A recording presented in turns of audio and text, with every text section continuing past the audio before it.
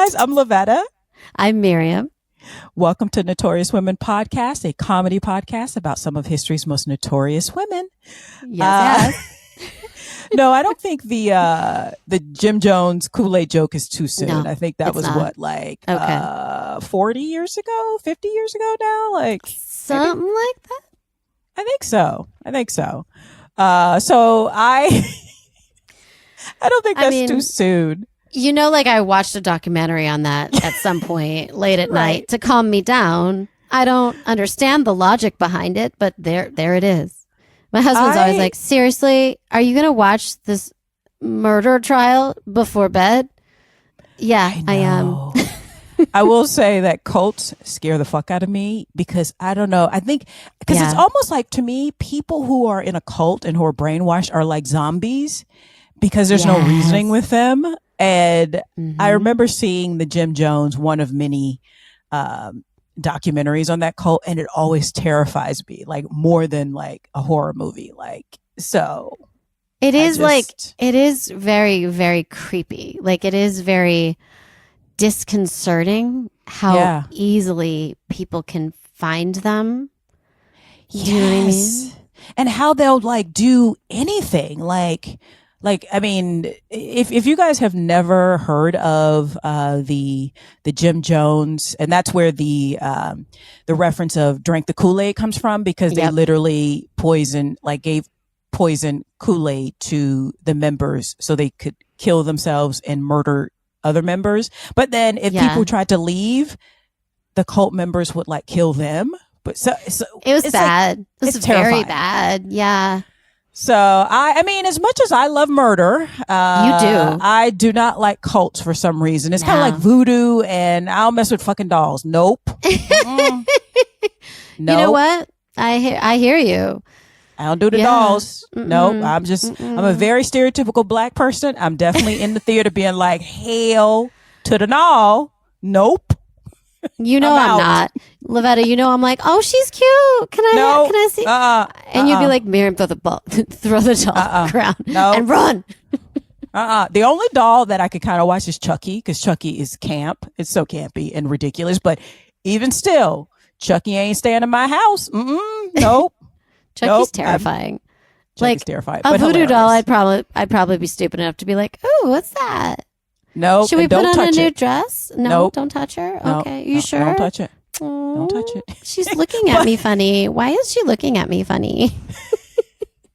I mean, I think though, as much as I'm afraid of dolls and ghosts and voodoo and all that other stuff and cults, for some reason though, I love a notorious woman.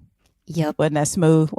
My transition. That was You're welcome. so good. I know. That was like natural and yet to the point. And then I called it out and ruined it. So yeah, and then you called it out. So I don't know how many stars I'm going to give you for this, but 5 stars always. 5 stars. Remember, guys, follow us on all the things and review 5 stars. So which brings me to, I think we should get started. Let's do it. I believe I am first this week. Sounds good. And you know, again, as much as I'm a wuss and a scaredy cat for horror and like a specific kind of horror film, I love a notorious woman who likes to killing. Here we go. So you're welcome. So yes, murder it up. Let's go. Murder it up. So my notorious woman this week is a woman by the name of Giulia Tofana. No idea. Oh, good. Okay. I was like, oh my God, I hope she doesn't do this one. Okay. I know. I don't even know who she is. Now, Giulia Tofana was Italian, so I'm going to be Giulia Tofani. No, I'm not going to do that. That was awkward. Okay. It's listen, my Italian accent is just as good as Jared Leto's in that Gucci movie. I mean, sure. I mean, I'll give you that, but I don't know how you feel about it also. Everybody in that movie, a side note, everybody in that Gucci movie, if you want to cackle, watch the Gucci movie. Everybody has a different kind of Italian accent. Lavetta, I don't know what you're talking about. I'm sorry. Literally. That's Jared Leto's accent. And then Lady Gaga's doing like an Italian vampire. I don't know I think I just did an Italian vampire. No.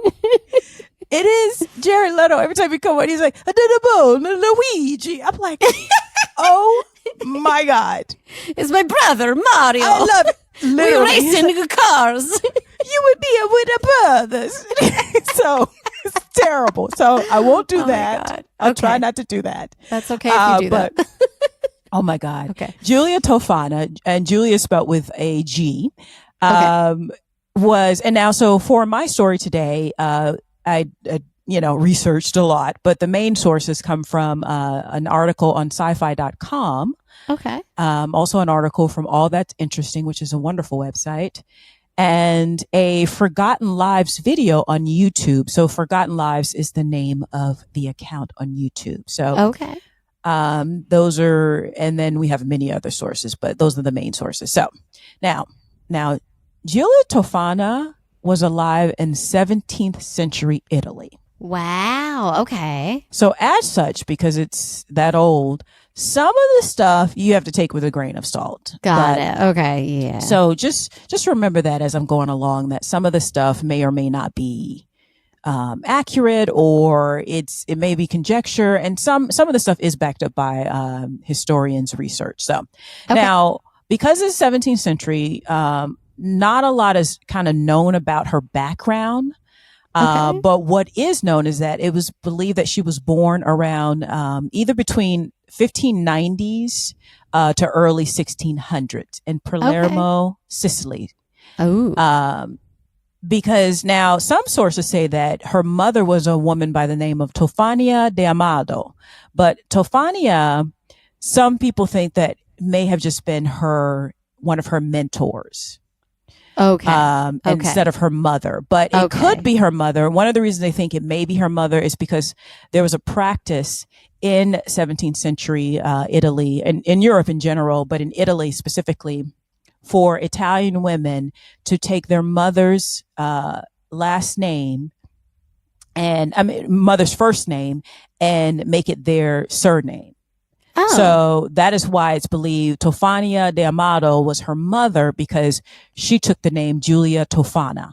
That tracks. I'll take it. So that may or may not be the truth. Or it could be that it was sort of one of those like mentors or surrogate moms. Could be that kind of thing. So okay, yeah. Now, whatever it's, and I'll tell you, it'll become clear why people think it doesn't really matter if it was her mother or just her mentor, because the women had a special connection through the deeds that they ended up doing. But I just want to put that out there, that she may or may not be her mother. But all right. But if that practice is true, that probably either was her mother or like what we say, her play mama,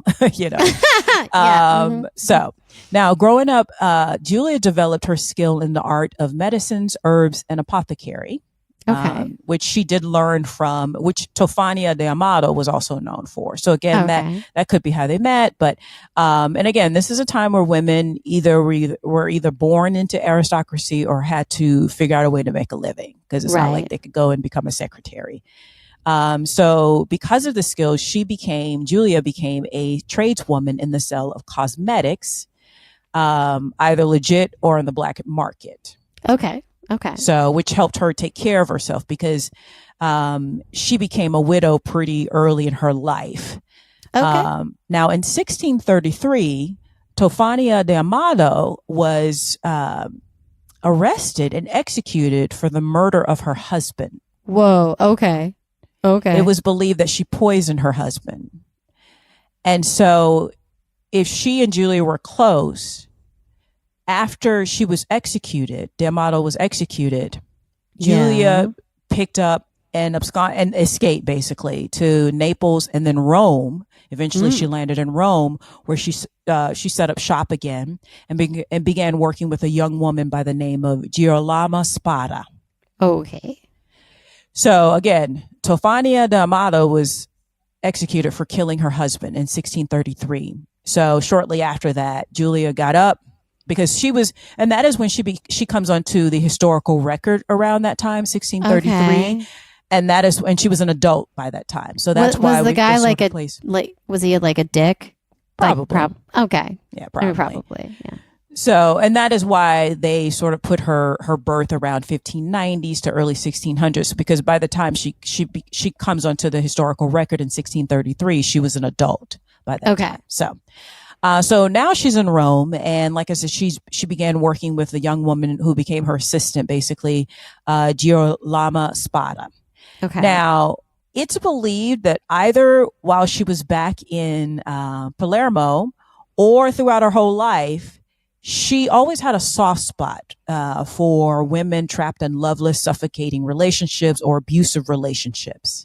Okay. But it is specifically known that after she came to Rome and started working with Spada, she started selling toxins, aka poison, for ladies who wanted to get out of an unacceptable arrangement or marriage. Oh, okay. Options. Yeah. Options. Okay. So women did not have a lot of options historically. Exactly. And so it's believed around this time that with the help of Spada and a Roman priest by the name of Father Girolamo of St. Agnes in Agone, a church in central Rome. I could listen to you speak Italian all day. Go on. My brother Luigi. So this is a priest whose brother was an apothecary. So it's believed that she got the toxins from Father Girolamo. Okay, Father. Who became her close confidant, and they all basically went into business together. Okay. So it's at this time that it's believed that Giulia launched her historical and notorious underground vast ring of professional poisoners. Wow. Okay, Giulia. And what's interesting and even more devious about it is that she set up basically a shop that sold women's cosmetics, but in the shop was it would become a very famous poison used specifically for this service. Wow. Okay. Now context, like you mentioned about D'Amato was her husband a dick. So context, 17th century Italy, men had unlimited power over the women in their lives and over almost all women. So women had to endure untold abuse. And this included even, noble women and well-off women, because if they had the misfortune of being sold off or married to a man who abused them, they were just stuck. Yeah. See, this is why it's some bullshit patriarchy. Okay, go on. Yeah. This is why basically women had no standing in society and had few opportunities to better their situations. So they could marry in hope of having that their husbands treated them decently, or they could remain single and rely on sex work to survive. So it's all a bad thing. Like it all sucks. Basically. Now they did have a third option. Oh, the third option. Talk to me. They could become a widow. Oh no, bye. And that third option was the preferred choice of most women, but especially wealthier women from the wealthy class. Like that Queen Charlotte scene, which will forever burn in my brain as one of the best moments in all of television. Lady Danbury, yep. Yes! Y'all, go watch at least that episode. Yep. When Lady Danbury is done doing her duty. Yep. And living her best life. Living her best life. So even among the wealthier class, if women were lucky enough to have a spouse that didn't physically harm them on an ongoing basis, they still had to live with the belief in society that women were property and had no say-so in the shape of their lives. So yeah, that sucks. Yeah. So the desire was freedom. Enter Giulia Tofana with what would become famously Aqua Tofana, which was a coveted face cream and or oil that came in a bottle or a powder case that often and it was labeled Manna of St. Nicholas. Appropriately named, yes. It was sold as a treatment for blemishes. Okay. In these shops. Now, while the specific makeup of Aqua Tofana is not known, it did contain a mixture of lead, arsenic, and belladonna. Ooh. And it was odorless and tasteless. Delicious. Basically, and also if a person would go into the shop or go into the stall and look around at the various face creams and beauty things or whatever, it would say on the bottle that it had the same cosmetic ingredients as other cosmetics, you know? Right. So basically, and a woman could hide it on her nightstand and no one would be the wiser. So it's not like she would keep it in the kitchen or anything like that. So basically it's like if you went to Sephora and bought Fenty Beauty Fat Water Tonic, like it's like a fat water toner. The last time I bought makeup, the year was 2022. So like, I don't know what you just said, but that Fenty Beauty fat water is basically a toner, but it's a toner / serum. It's really good, I will say. Oh, okay. So basically if your husband anybody looked at your thing, they'd be like, oh, it's just these silly women with their face creams and stuff, right? Yes. So this is how it worked. Basically, the woman would give the first dose. It was usually diluted with some kind of liquid, and it would cause exhaustion and physical weakness. Would she like make him tea or something? Yes. Okay. Put it in tea, soup, whatever, because obviously woman get in the kitchen or have the servants do it. She's where she belongs. Right. The second dose, so it was designed to work in 3 doses. So the second dose would bring on stomach aches, vomiting, and diarrhea. Oof, awkward. You know. The third or fourth dose would take care of the rest. Damn, okay. And then the person, usually the man, would die. And back then, because, you know, they didn't understand toxicology, they didn't really understand how a lot of medical stuff worked because it's 17th century, right. 1600s. So, you know, because it came on in stages, they would think, oh, they just picked up something on the street, or they got pneumonia, or it could be whatever, right? Right. I mean, like, they didn't have germ theory yet, right? Like, exactly. So they would believe, usually doctors or investigators or authorities would believe that the man had died of some unknown illness, because it happened to everybody, no matter what class you were, or disease. And so it basically, but with the slow nature of things also, it made the man, often the man think of, oh, I need to get my business affairs in order. And then the wives would be there to exert some sort of influence on what that order would look like. Let me help you, honey. Here, I'll write this down for you. Yes. My lady hand is working today. Okay. Yes.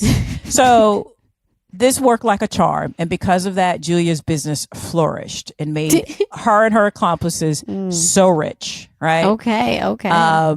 You know, again, she was smart, because, you know, you have to be. She didn't sell to just anybody. So you couldn't just, you know, it's not like they had a snitch or like a undercover cop. But so it had to be clandestine. It had to be, you know, so no one would become the wiser. So according to historians, not only was this prevalent in Italy at the time, it was prevalent all over Europe in large European cities. I'm sorry. Stop fucking with women and you won't die. Okay? If you don't give people options, you know, and you know, oftentimes, so like someone like Giulia, who, you know, again, women they couldn't become a secretary, have like a career, right? Of course so not. Oftentimes it would be obscured by either her selling business. Her business was like, she was an expert in like reading your palm or cards, astrology, or, you know, so it's sort of like, oh, you're making a living doing that. And like, that's a legitimate business. Even the noble people, you know, listen to psychics and things like that. So, but that's another way to sort of get the word out and find out new customers, and also get the right word to the right potential customer. Right. Very clever. Tell me your innermost thoughts. You hate him that much? Oh, okay. You know, and also it's a way for her to sort of scope out, her and her cronies to sort of scope out who is the right person, right? Right. So this is again, and it wasn't just her and Spada, it was the priest, The doctors. It was, Okay. like, it was like a well-oiled machine because it was making all of them rich. Yeah. Okay. So now it sounds to me like the right people died. I'm just saying. I mean, You know. So now all of this was going well. So apparently this lasted for about 20 years. Oh my God. Not what I was expecting you to say. Okay. Yeah. Wow. And it may have gone on for even longer, except that one customer lost her motherfucking nerve. So this is why you got to be. Oh, yeah. So according to the tale, a young woman, customer, she got the aqua tofana. She was planning her husband's demise, but after mixing a few of it into his soup, she panicked and began to beg him not to eat it. Listen, it's just the first stage. Don't give him more and shut your mouth. She panicked. Snitches get stitches. Oh my God. Yeah. And because her husband most certainly deserved to die, he repaid her loyalty by beating her until she confessed to poisoning the food. Yeah, and then he turned her into authorities who tortured her. Wow. Until she gave up Giulia Tofana. I'm so sad. That's so sad. Yeah. So Giulia escaped to a local church because, again, it was a well-oiled machine for sanctuary. And now rumors started to spread about it, but she obviously had become very, very popular. Yes. And sort of like a folk hero.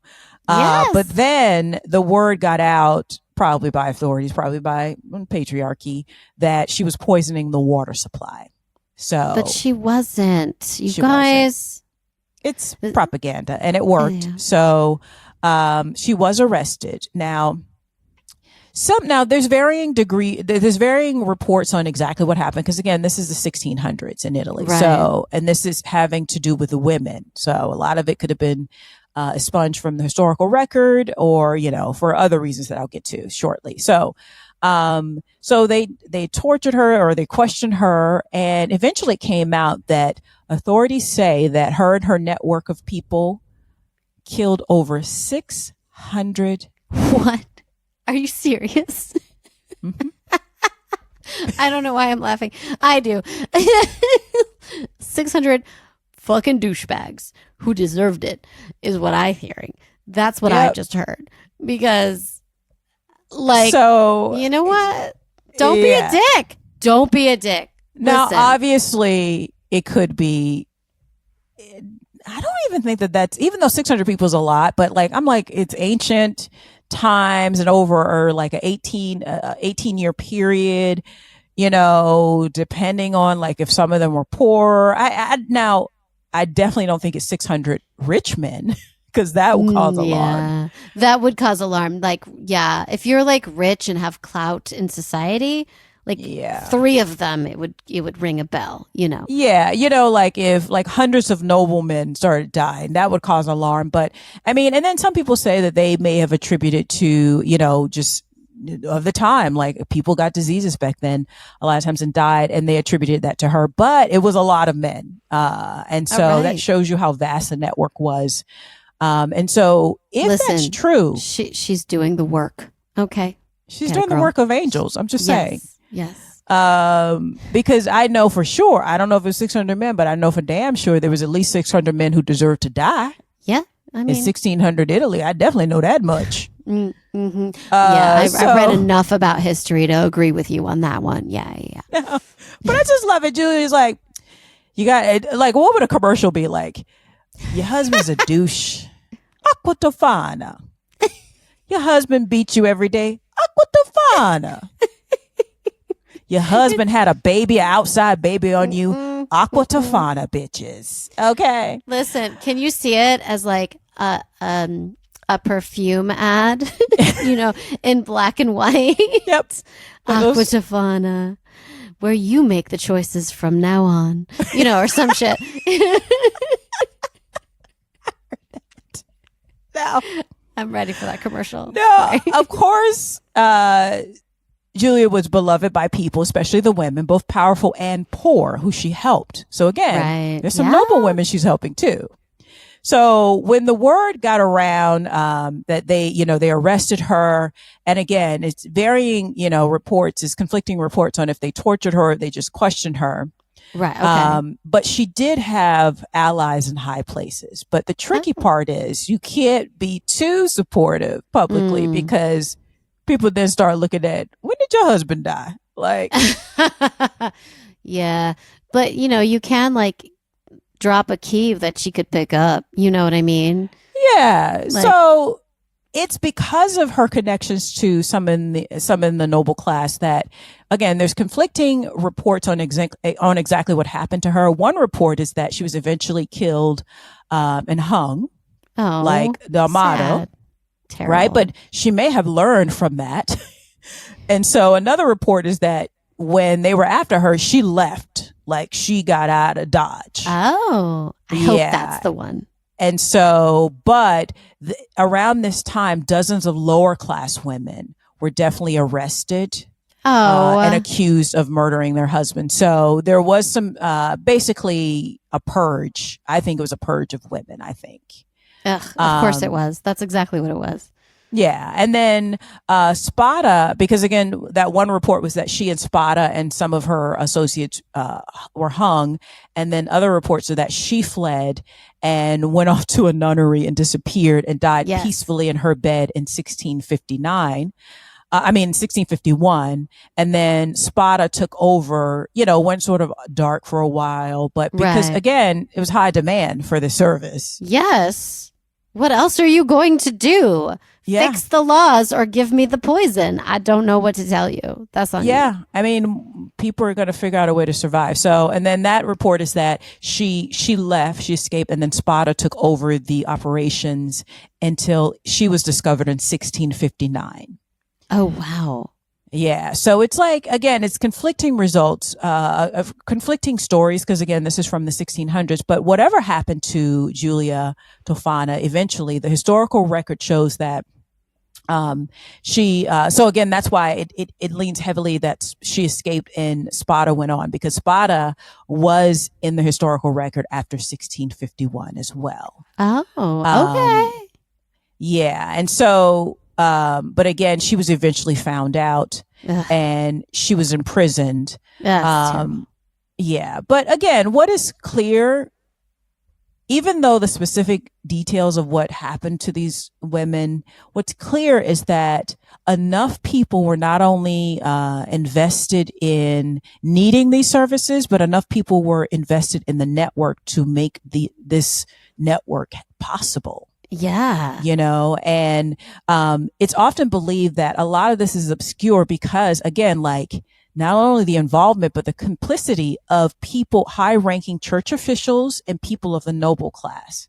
So it was like a desire to kind of like sweep it under the rug and not really go into it. Hopefully it made a couple men stop beating their wives. That might be helpful. I hope so.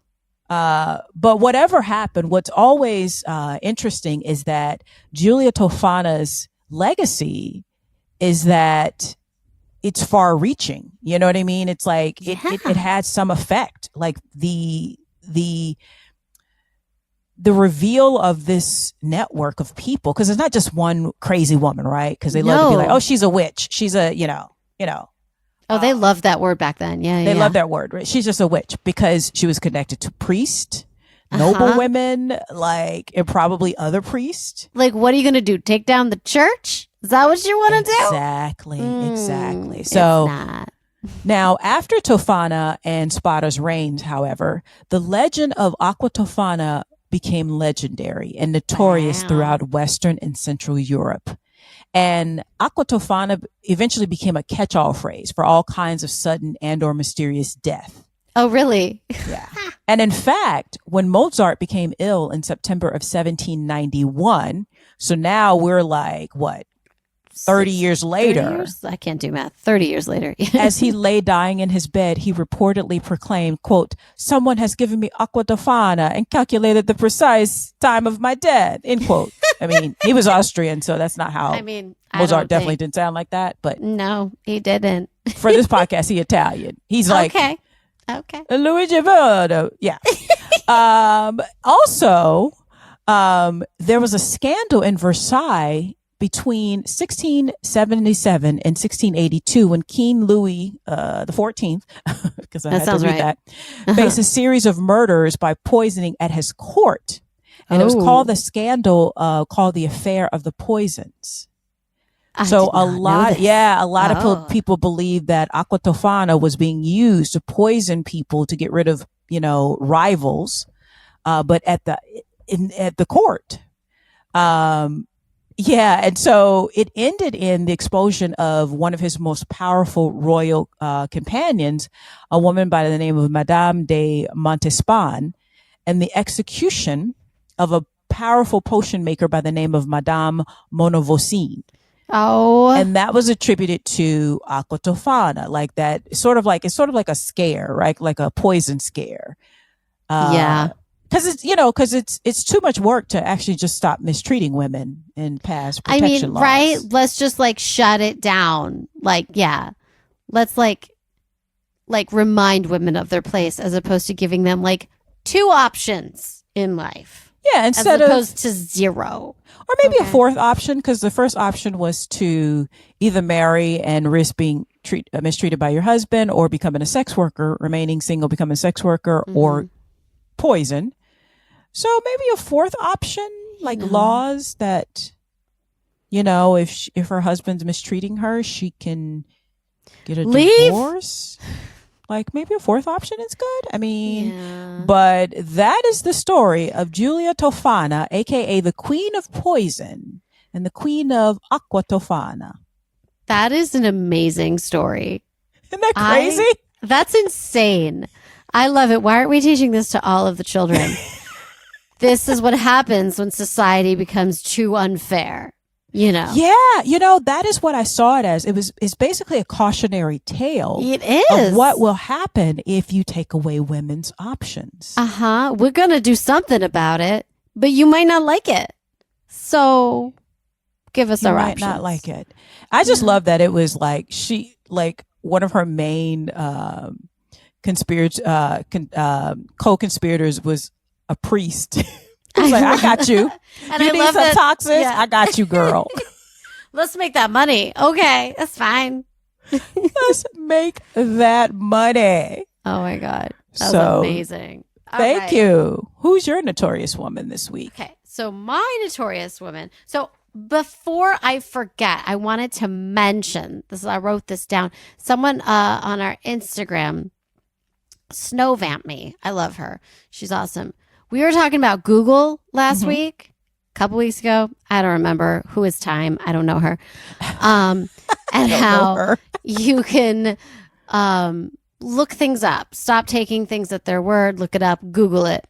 But she did point. She's like, you gotta remind people to check multiple sources and not just look for your answer and go with that. Because a lot of times, you gotta look at. She was totally right. I was like, oh my God, that is a good point.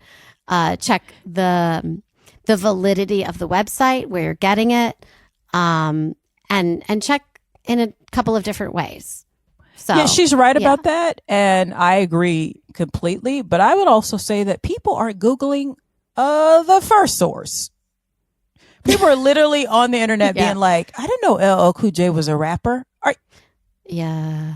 Are you fucking kidding? That breaks my heart. I don't understand. But she's right. She's right. Yeah. But I would say people, when I say Google, people don't even Google the first thing. That's true. Yeah. But sometimes they're Googling that thing, that conspiracy theory that they want to believe, and they Google it once, and then they're like, see, it's here. And then you're Very true. www.conspiracytheoriesilove.cofping.com. .com. You know, like I just made those up. Don't try to decipher what it is I said. That was out of nowhere. Oh, it's on trolldumbass.com. Yeah. And they're like, see, it's right here. Right. Right here. I'm an assholebro.com/edu. I found it.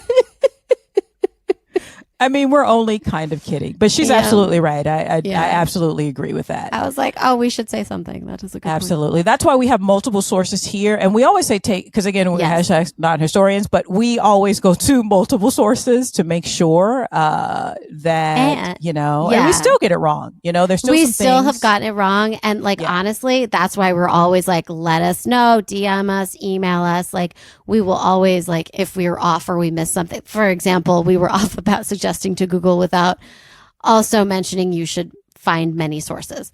So yeah, that is true. Yes, and that's why we always say this is what we found. Again, this is a comedy podcast, so definitely if this sounds interesting to you, go and find out even more information because usually there's too much information about something. Honestly, that's usually the issue. So we often probably leave things out. But we try to round it out. So today I'm going to talk about a woman. So Janie Jones DM'd us and suggested the theme of Victorian women who broke some rules or maybe just tore down some walls to become doctors. I love that. You mean with her lady brain? I know. Brains? Do you and their breasts and vaginas? I know, right? It's crazy. Or lady parts or lady things, lady cells, something. So I know, so female. I don't understand how. Female feelings? What is going on? That's all females have are feelings, but brains, no. The vapors, right? Exactly. It's just to be pretty. All right. So I went down very many rabbit holes, and I found a lot of really cool women, and it was actually really hard to decide. I chose Elizabeth Blackwell because I felt like she was, from what I gathered, truly one of the very first. Also, she has some problematic moments, and I love discussing problematic moments. Oh, yeah. So that is who I'm going to talk about, and I already told you what she did. So Elizabeth Blackwell. Okay. Yes. Who very white with an H, white. She was born February 3rd, 1821 in Bristol, England. She was one of many siblings. She had two older, Anna and Marion, and then four younger. Her father was a sugar refiner, and in 1832, they emigrated from Bristol, England to New York because he had lost their most profitable sugar refinery in a fire. Oh. Yeah, and in those days, it was like, I don't know, suck it up. Yeah, basically. Who's insurance? I don't know her. So when they were in New York, her father became active in abolitionist work. So they would talk. So she grew up in a household that discussed women's rights and slavery and child labor, and they tended towards, the correct side of things, towards it, not all the way there. It's based on what I discovered later, but in general, slavery bad, child labor bad, women should have some rights. The basics. Yeah, exactly. Square like one, I think. Yeah. But I thought this was funny that an example of their liberal point of view was rather than beating the children for bad behavior, her mother would record their trespasses in a black book. If the offenses accumulated, the children would be exiled to the attic during dinner.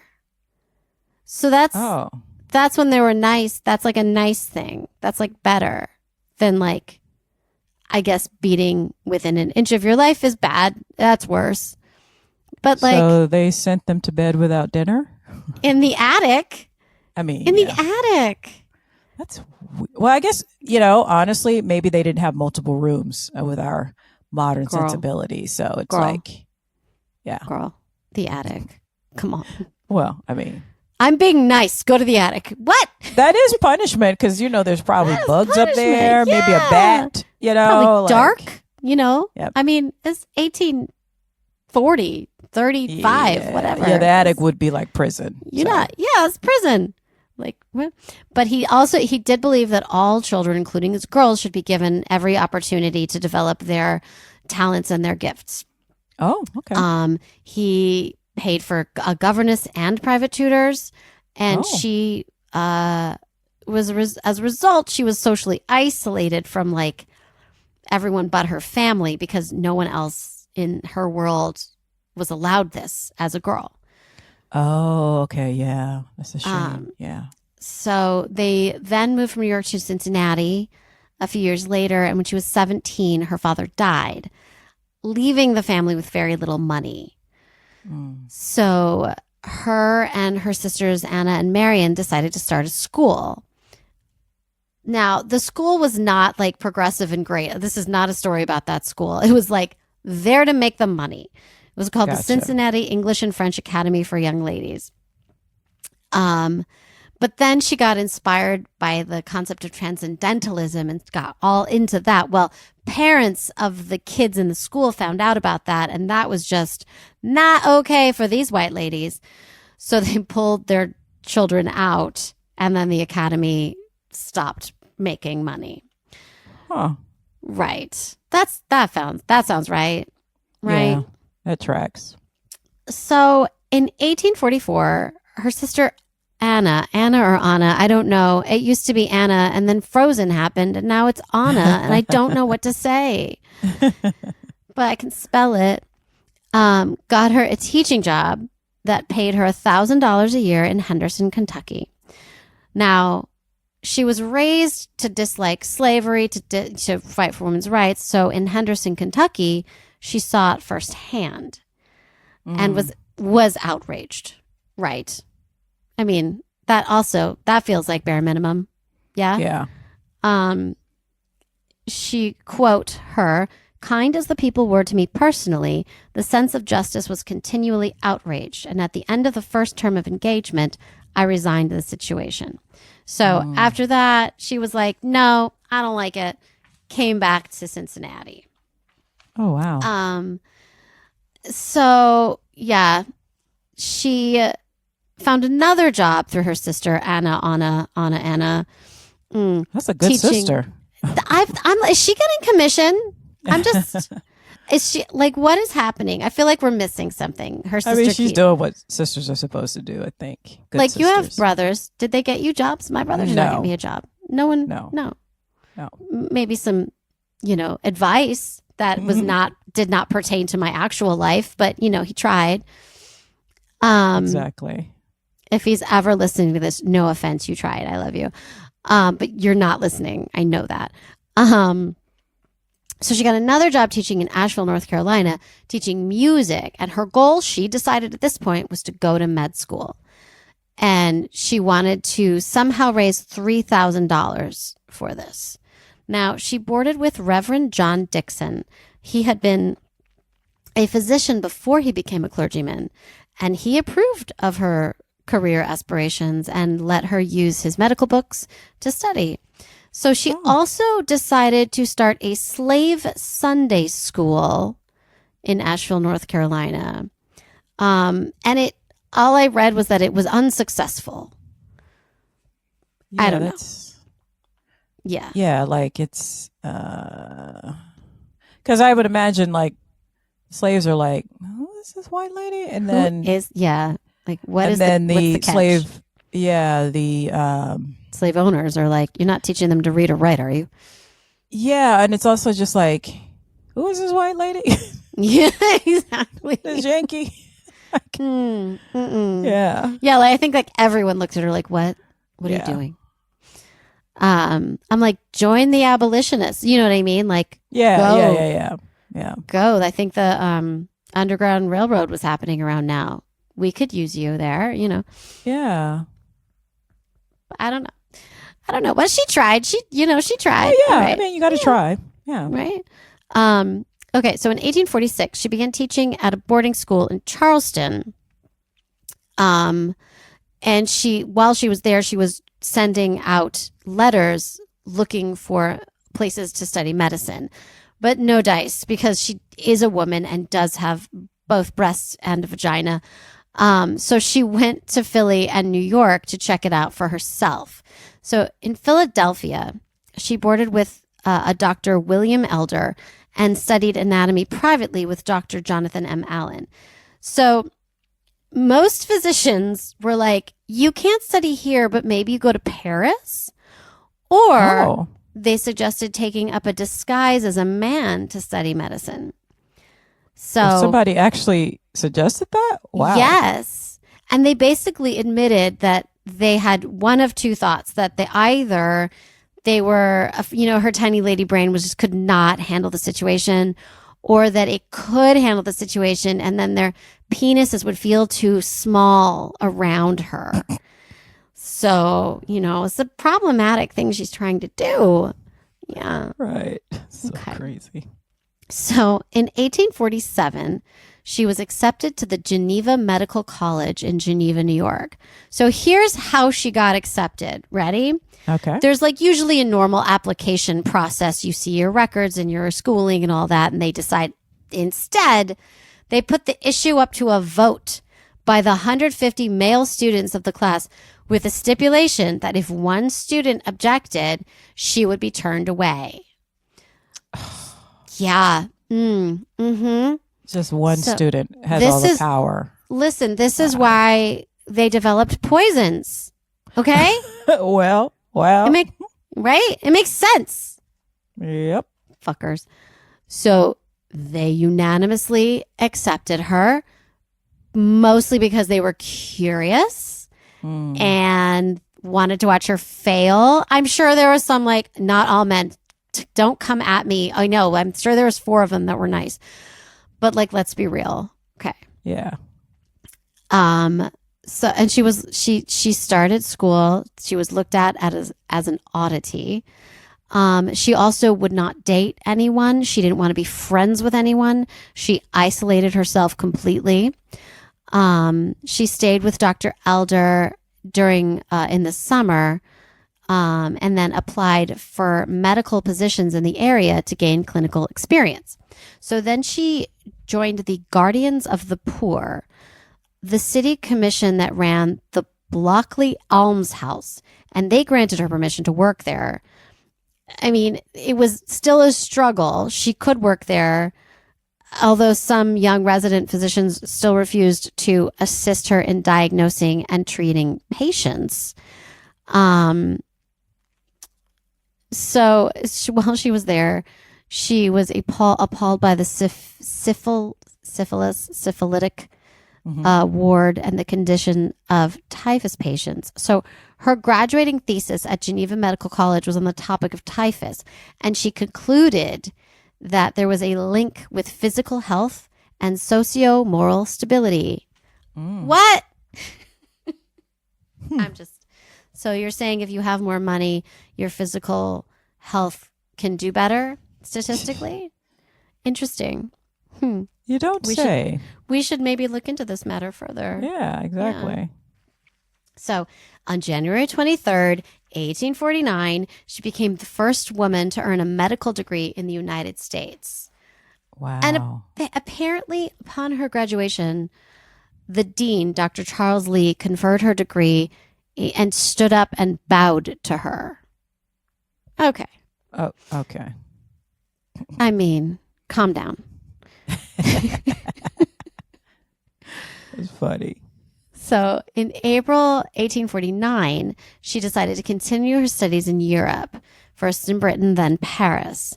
So in Europe, she was, surprised, rejected by many hospitals because of her sex.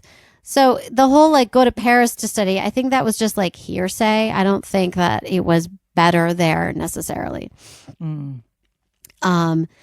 And she enrolled at La Maternité, which was, quote, a lying-in hospital. I assume this is pregnant women. And she was only accepted because she would be treated as a student midwife and not a physician. But by the end of the year, Paul Dubois, who was the foremost obstetrician in his day, had voiced his opinion that she would make the best obstetrician in the United States, male or female. Now, I just want to point out that women have been helping women have babies since the beginning of time. I know, right? Like, a man walking into that room is like 4 minutes old. But as soon as you professionalize something, then yes, suddenly women become unqualified. It is. I mean, in the South, it was. I posted this on our Instagram because this was, I think, from NPR. I don't remember. It was Black women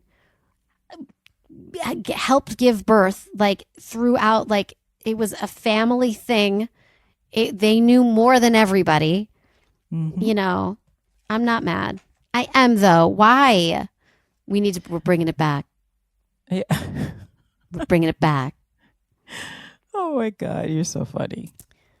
All right, I'll stop ranting for just like a moment, but I don't agree that I'm going to continue to stop ranting. So on November 4th, 1849, while she was treating an infant with an eye infection, she accidentally squirted some contaminated fluid into her own eye, and she contracted the infection. She then lost sight in that left eye and had to have it surgically extracted. No. I know, right? So, I know. She had hoped to become a surgeon, and this ended that dream. Oh. Now, she then recovered, enrolled in St. Bartholomew's Hospital in London in 1850. But then she felt that the prejudice against women in medicine was not as strong in the United States. So she returned to New York City in 1851. I know, right? I'm impressed. Go figure. Are we doing something right? I know.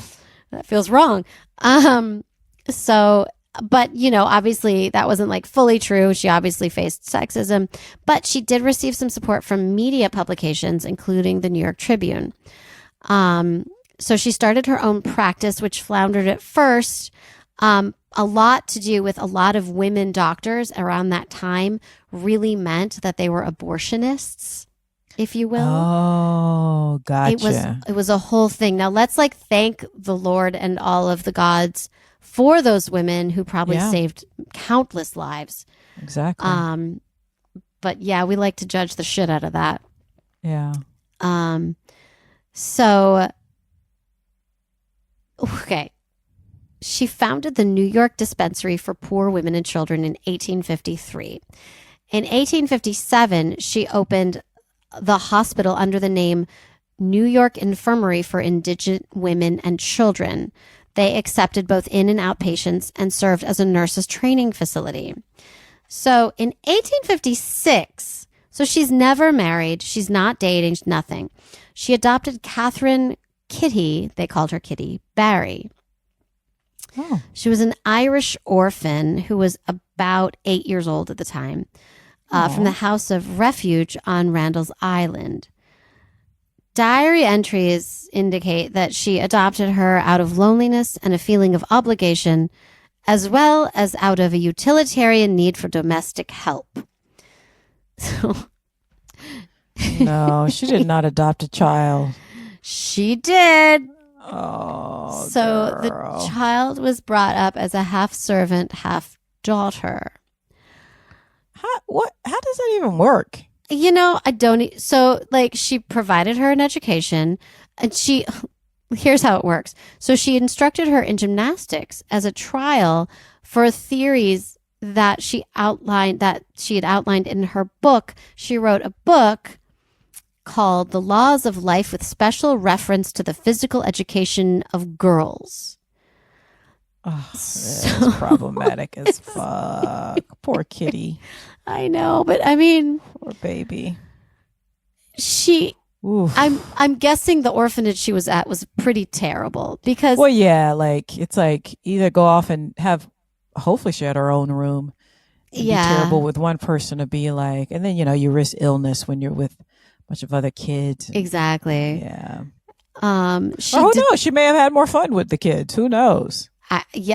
Really I hard watched to Annie. tell. I know how it works. It's a hard knock life for her. Mrs. Hannigan was awful, but at least she was with her buddies.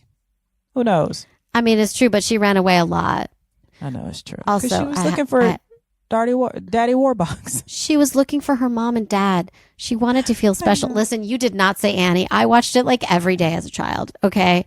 I can start the whole movie, and this is a whole podcast right now, is Miriam saying the whole movie. But she was spunky. That's the most important thing about Annie. I know, right? Gonna come out tomorrow. Tomorrow. We can't afford more than that, but yeah. No. Also, those notes are really, really high. Okay. Oh, yeah. Only a little kid could reach them. Yeah, I couldn't do it as a little kid. Me either.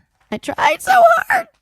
All right. So also, she didn't let her develop her own interests and did not make any effort to introduce her to other kids of her age. Oh, or she then friends? As she got older, young men or women her age, and didn't want her to have poor kitty. I know, like a life.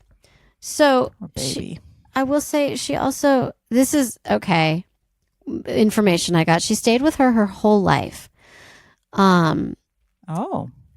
And on her deathbed in 1936, when Kitty passed, she called Blackwell her true love and requested that her ashes be buried with Elizabeth. So Oh. So here we are talking smack? Well, Or do you think it was like a matter of, what's the thing where? Stockholm Syndrome? Yeah. Yes, that's what I think it is. Mm. I also heard a thing that Stockholm Syndrome is not what we think it is, but I don't remember what it was, so I cannot speak on it. But when we say Stockholm Syndrome, you guys know what we mean. You know what I mean, exactly. Yeah. So when the Civil War broke out in America, all the sisters aided in the nursing efforts. So Elizabeth, was very sympathetic with the North. And she even said that if the North had lost, she would have left the country. Obviously, she met with some resistance on the part of the male-dominated United States Sanitary Commission. They would not work with her. They would work with nurses, but not the Blackwells. So she organized the Women's Central Relief Association, which was ultimately absorbed by the USSC. But still, they did not like her. This woman who dared become a doctor, how dare she? How dare she?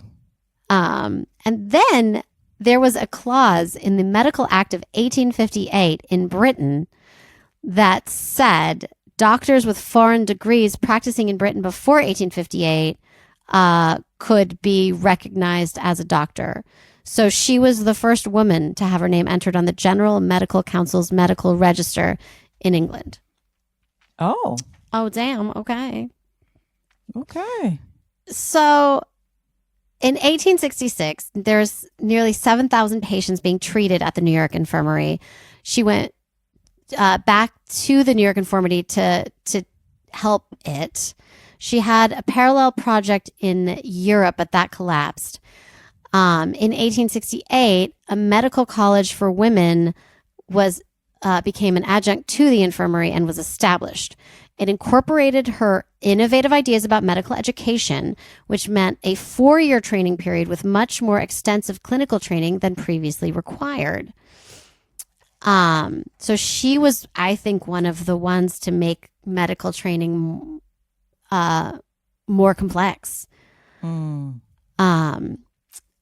And then there was a rift between Emily and Elizabeth, her sister Emily. Oh. So Elizabeth felt slighted. I don't know what the rift was. It was over management always, right? Yeah. Business, so she left for Britain again. She's just going back and forth. You know what I'm saying? It was much cheaper, I suppose, to travel. Even though it took forever, but I mean, sometimes you got to do what you got to do. Who knows? So she went there in order to establish a medical education place for women. And in 1874, she established a women's medical school in London with Sophia Jex-Blake. Now, I could go on and on about Sophia Jex-Blake, who's fascinating in her own right. But all I want to say here is that they did not agree on a lot of things. Elizabeth took issue with some things, but I think Sophia was better received. And so in 1877, she officially retired from her medical career. Okay. So she viewed medicine as a means for social and moral reform. So, for example, her student, Mary Putnam Jacobi, focused on curing disease. Elizabeth felt that women would succeed in medicine because of their humane female values. Jacobi believed that women should participate as the equals of men in all medical specialties. So, as I said, I might not agree with Elizabeth on all the things. Right. She was very active in social reform from 1880 to 1895. Now, here's what she was active in. Ready?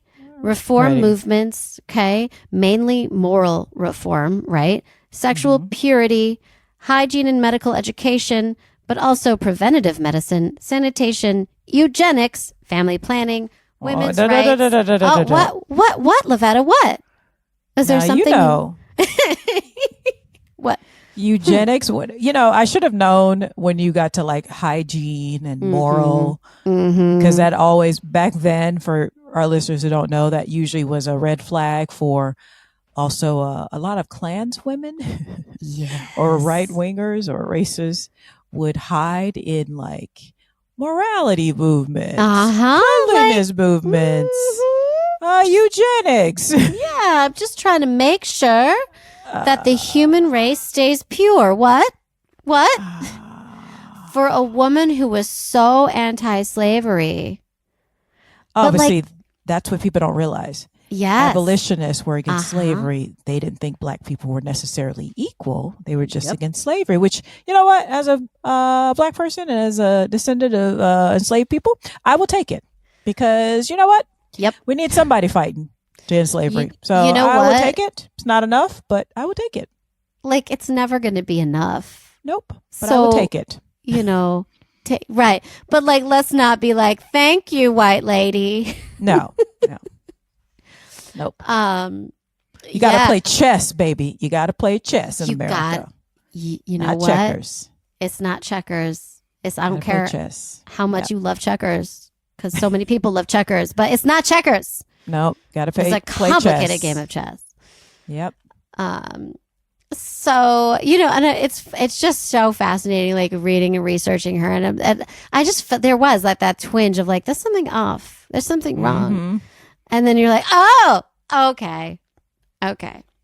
Yeah. Eugenics. That caught a lot of people up. It sure did. It sure does. It sure did. And it still does. So she was really, really trying to fix the world, and her goal was evangelical moral perfection.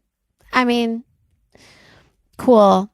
She believed that the Christian morality ought to play as large a role as scientific inquiry in medicine, and that medical schools ought to instruct students in the subject.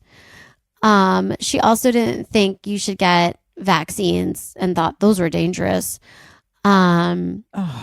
She believed that bacteria were not the only important cause of disease and felt their importance was being exaggerated. Okay. I'm trying not to laugh. And this is a lady that was alive when everything was funky. Everything smelled like shit. Like literally. Yeah. And she was like, don't wash your hands. It's fine. Yeah. But then, I know this is long. I don't care because this is fascinating.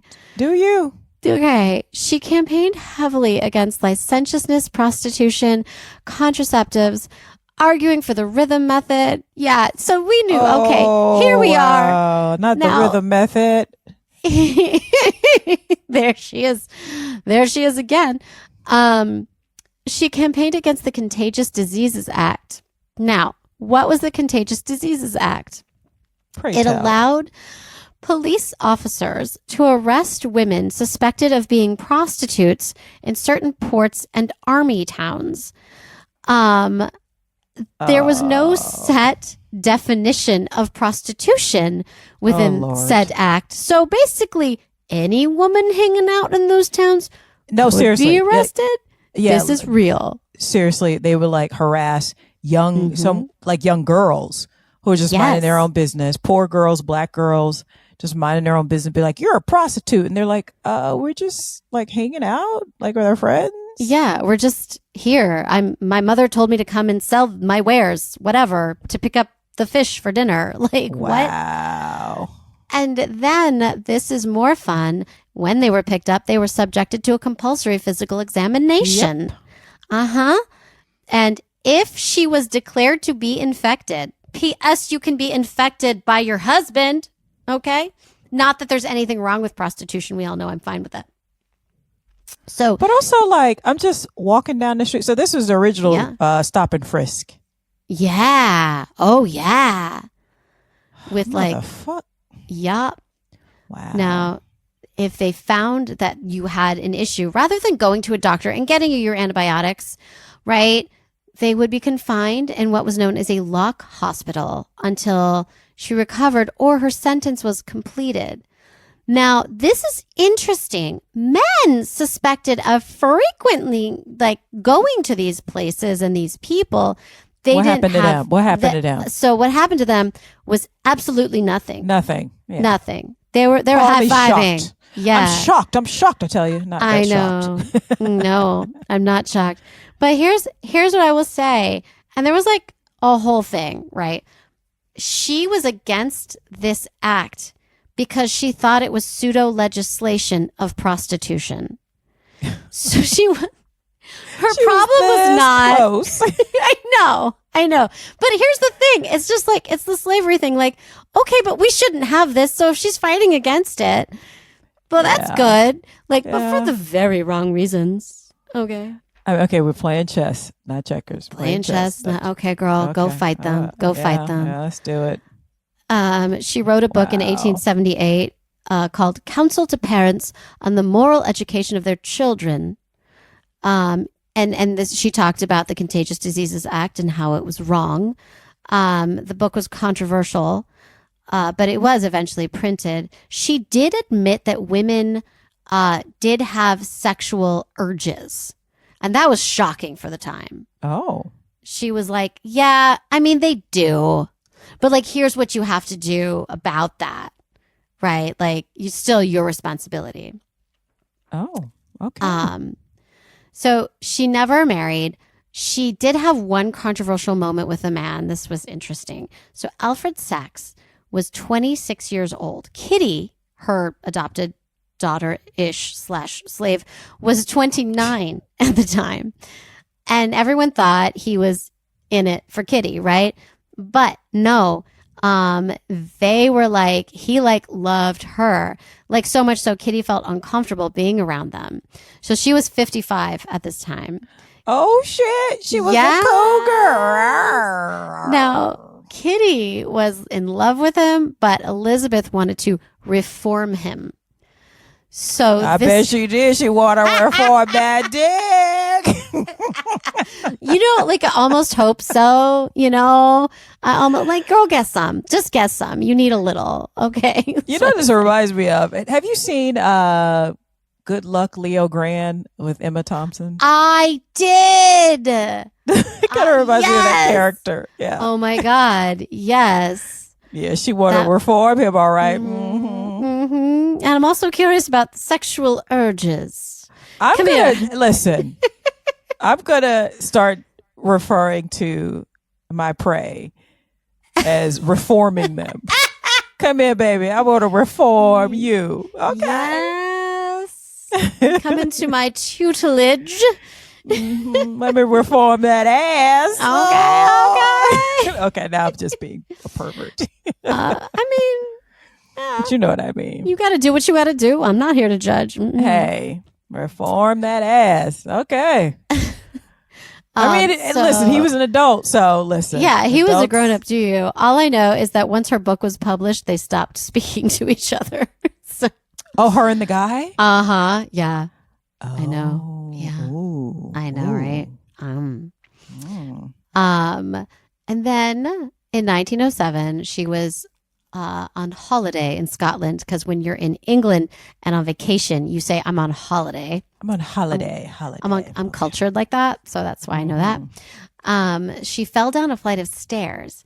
And it says was left almost completely mentally and physically disabled. But she lived for 3 more years. And on May 31st, 1910, she died at her home in Hastings, Sussex, after suffering a stroke that paralyzed half her body. Oh. And, yeah. She went down hard, I would say. Wow. Oh my God. You sure know, Kitty didn't push her down? I'm just saying. I'm not sure of nothing, okay? Because she must have been, a little challenging to take care of, I don't know. Yeah. Wow. Oh, that's terrible. I know, right? So she led quite a life. Yeah. Wow. I did not expect that ending. I'm kind of speechless. You're like, well, I don't know what to say. I know, right? She lived such an interesting, complicated life. And she opened doors up. So all these women, other women that I found that I could talk about all of them. And many of these women, I should save it, but they were dated each other. They, were lesbians. Elizabeth shut the whole thing down, but and it was acceptable. It's interesting. It's just such a bizarre. Yeah, it's interesting how sometimes how progressive, our forefathers and foremothers were in their attitudes, and then but aspects of it. So we still have ongoing slavery. Yeah. But yet it was okay that they were lesbians. No one cares. But it's but we can't call our society progressive, can we? Yeah. And then how she was like, well, women have urges, but they just have to beat it out of them. And then it's like, I want to become a doctor, go to medical school. And it's like, oh, but eugenics. And it's just like, oh, wow. But again, for those of us who come after them, you have to play chess. Yes. Instead of checkers. But wow, I did not expect that ending though, man. Ooh, dark. Falling down the stairs. I mean, because I'm right. That sounds like it was that sounds like you've been pushed down the stairs. I mean, I don't want to say Kitty was abused and was adopted to be her servant and therefore shoved her down the stairs. I don't want to say that because was Kitty with her, or was she just listen, I don't know. Well, I'm just saying because it's like you said, oh, she fell down the stairs while she was on holiday.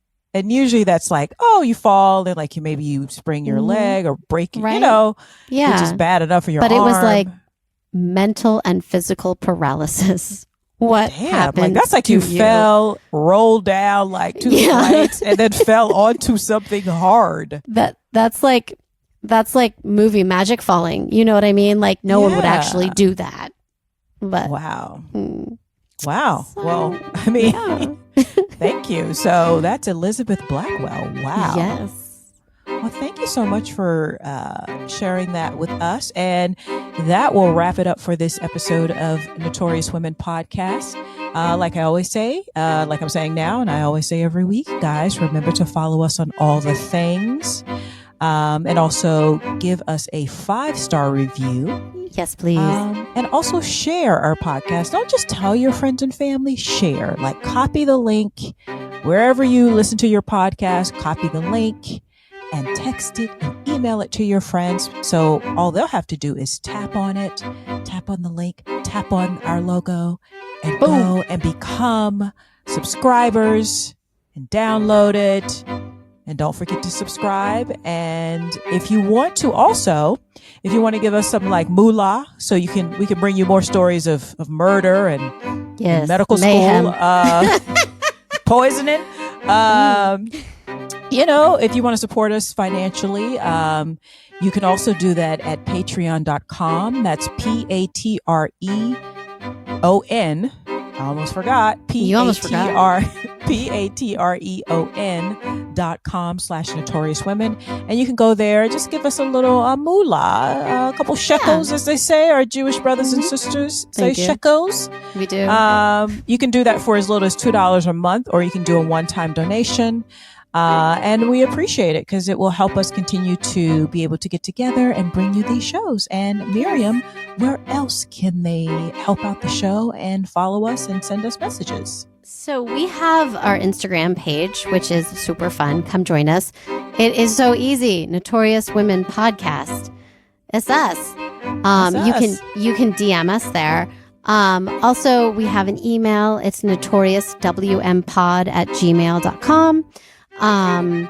If you have ideas, if you are like, that was totally wrong, here's what's right. Right. Let us know. We'll fix it on the next episode. Not a problem. Yep. And yeah, we'd love to hear from you. Yes, we definitely would love to hear from you. And thank you for supporting us. Those of you who do listen and listen regularly, we really, really appreciate you. Tell your friends and your family because we're trying to get the word out. It helps us out. Leave a 5-star review. That definitely helps us out as well. And we will see you guys next week. Yes. Bye. Bye-bye.